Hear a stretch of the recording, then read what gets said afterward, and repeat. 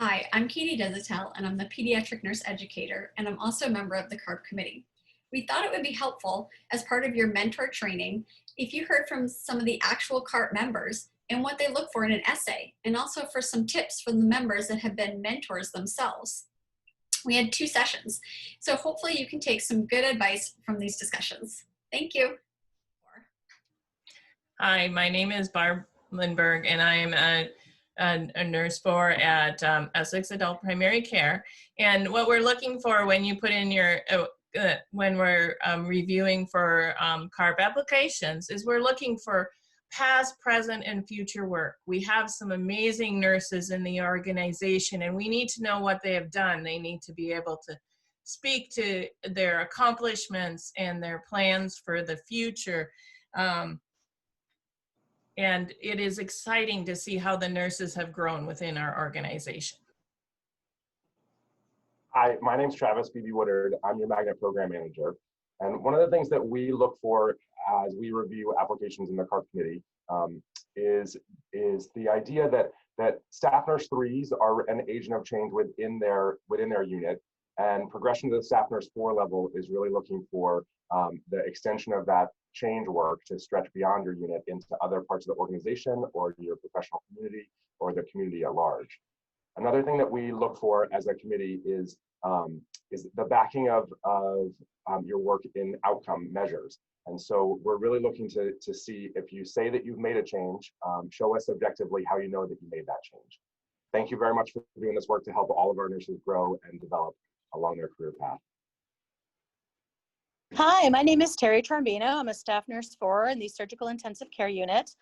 And I have gone through this process myself when I applied as an RN3 to become an RN4 back in 2018.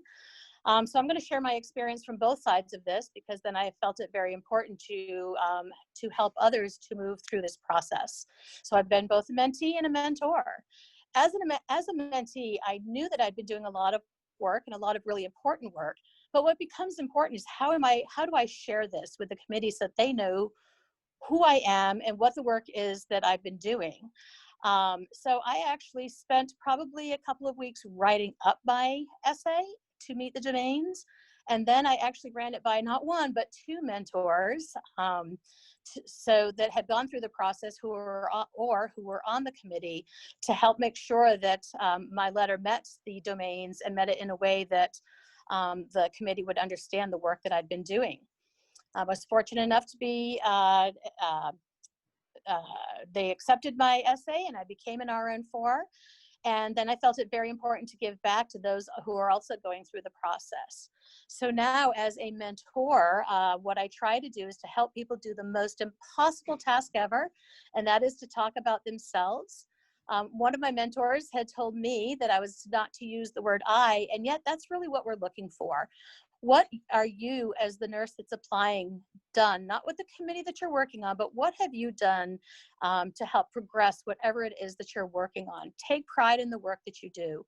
And it is so important to reach out to somebody who is a mentor to help out. Very important to be a mentor to help people to be able to speak to the work that they have done, to be able to speak so that people who don't know that the work that they have done can understand the work that has been accomplished by these nurses. Thank you.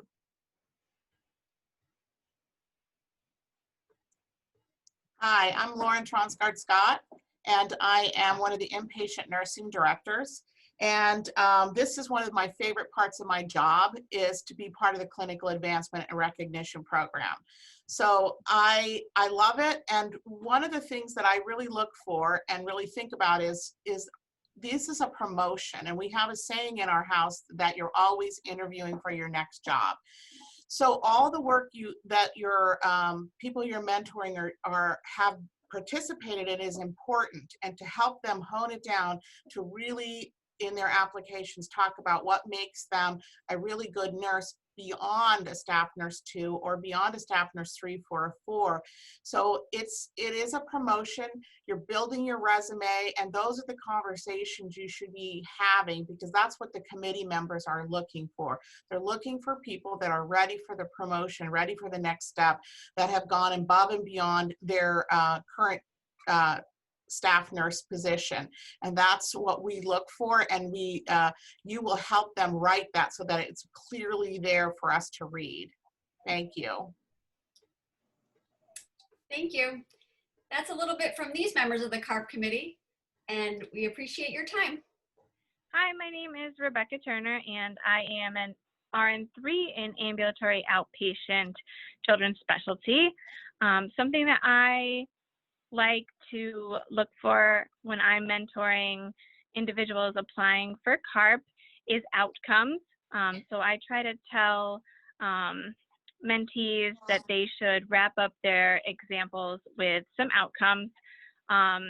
For example, I'll use conflict resolution. If they're talking to a domain about an example regarding conflict resolution, it would be important to say what the outcome of that conflict resolution was, whether it's a staff conflict or a patient and family conflict. I would want them to then wrap up with what happened as a result of that.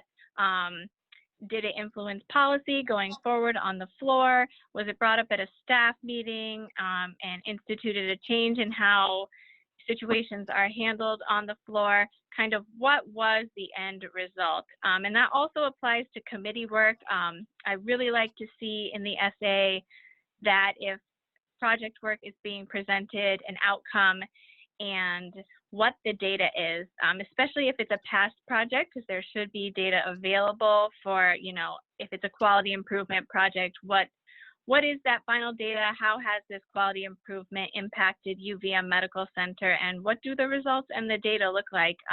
It's just really important to see. So that is something I think it's really important to talk to people about when they're working through the process of applying for CARP. Thank you. Fern. Hi, my name is Fern DeVignan, and I'm the supervisor of clinical operations for the medical group outpatient clinics. And I've had the pleasure of being involved with CARP from the onset. I was part of the development team, and then I've had the pleasure of seeing it grow through our inpatient world and then our outpatient clinics. So one of the great roles that has come from this is that role of mentor. And what we found is that sometimes people, many of us, are challenged with the idea of having to give feedback, critique to others. And it's important for you to realize as a mentor, that's part of the job. That's right there in the job description. So it can be really helpful if you think about that and develop some strategies for giving feedback to your mentee.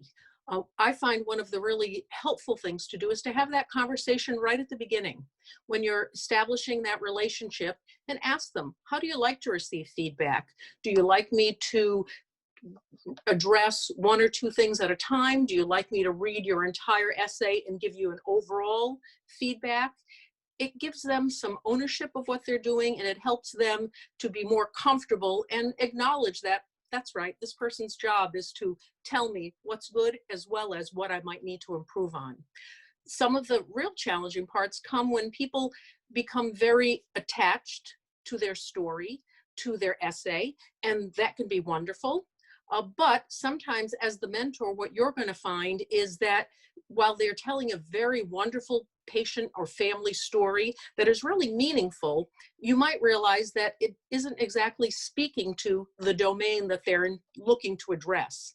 And so that's the feedback that you'll need to give. You'll need to say, this is a really wonderful story, and maybe we can find another location for it in your essay, but it looks like it really isn't answering the question that was addressed with this specific domain. Okay. Hi, my name is Sue Tulin, and I'm a staff nurse 4.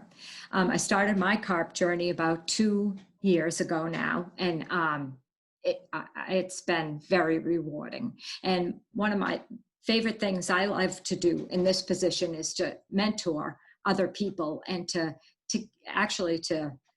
really encourage people to apply for a staff nurse 3 or a staff nurse 4.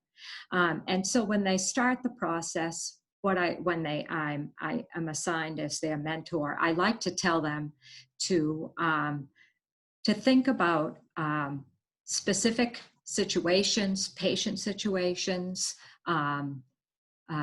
initiatives they've been part of, or any problem that has that they've seen on their unit, that they've actively done something to improve or change, and to keep these kind of examples that really make them proud and really reflect their practice in a file on their desktop. And then as they collect enough of these examples, to pull it out and look at the domains and to try and place them under each domain, under each a bullet point under each domain. Because I think when you first look at the domains and even the bullet points, you can think so big. It just seems they're all encompassing, and the hard part is to get really specific. But it's only one example that you can give that means a lot to you, to the person that you're mentoring, to try and get them to